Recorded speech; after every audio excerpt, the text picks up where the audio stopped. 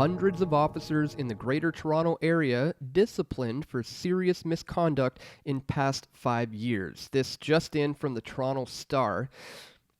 In the last 5 years, nearly 350 officers from police services in Greater Toronto Area, Toronto, Peel, York, Halton and Durham, and the OPP have been disciplined for what their own services call serious misconduct, a Star investigation has found.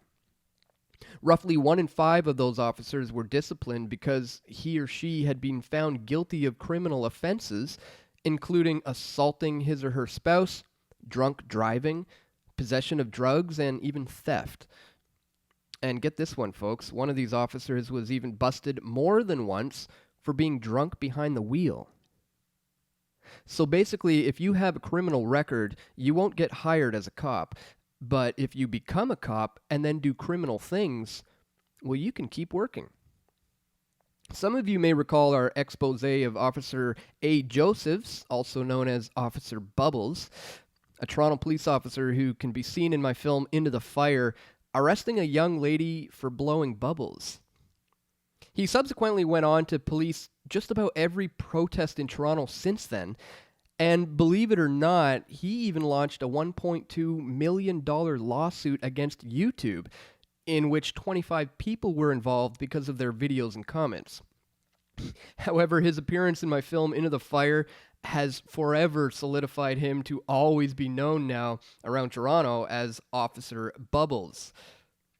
But getting back to this article, we can see plenty of more examples, including blatant racism towards First Nations. But of course, the problem is not some kind of systemic racism, but the fact that the police hold a monopoly that we, as consumers of their quote-unquote services, are forced to pay for. And not surprisingly, when cops break the law, the police investigate themselves. And often enough, the presiding officers over a case involving a crooked cop will exonerate him because to punish him may undermine public trust in the police.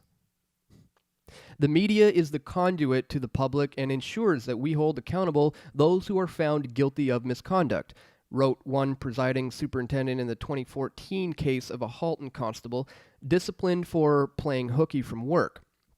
It was the officer's 8th time being disciplined. Fortunately, in this case, there has been no media attention in this matter, and consequently, there have been very little damage done to the police service's reputation. The article is definitely worth giving a read, especially considering it came from the Toronto Red Star. But of course, being a part of the corporate state apparatus, they're not going to point us in the right direction. There's a subheading here that says a broken system, but it basically recommends giving chief and police prosecutors more power in order to get rid of the problem officers, of course. Obviously, guys, the real solution here is competition and voluntary exchange. If a policing organization holds a monopoly on property protection in the city of Toronto, and we as taxpayers are forced to pay for it, well then obviously it's going to be full of corrupt officers. Free market competition is a check and balance against corruption. That's why we see high levels of corruption in crony capitalist corporations. It's not the big and bad corporation per se, but the fact that they've eliminated their competition using government regulations. There's really nothing so special about law and order that it must be sanctioned only by the state. With the militarization of our police and their escalating violence and general misconduct, well, it should be clear that the state is not only incompetent in this field, it's pretty dangerous to give them absolute power in policing services. Now, no one is denying that governance in society is needed. No one here is saying that we don't need police officers. There is a free market for law and order, but like any market, it's absurd to give one organization monopoly status that consumers have to pay for and then assume that it's all going to work out in the end. The solution here is the same solution everywhere. We need to embrace voluntary association. It's the difference between rape and lovemaking, between theft and exchange. It's the difference between consent and force.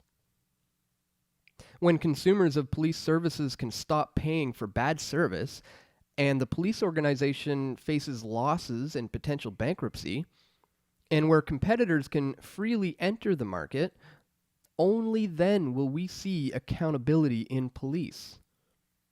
And until then, giving the police more powers to investigate themselves is like pouring gasoline on the fire.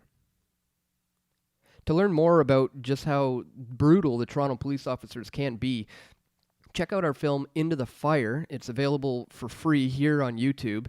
And members of PFT can download this in high quality. And you can also get all the extra hours of special features when you purchase the DVD, which helps support our operation here at PFT. So thanks for watching, guys. Click the like button. Check the links in the description for the sources and all the links to where you can donate or purchase Into the Fire on DVD. And stay tuned, folks. We've got a lot more videos coming soon to pressfortruth.ca.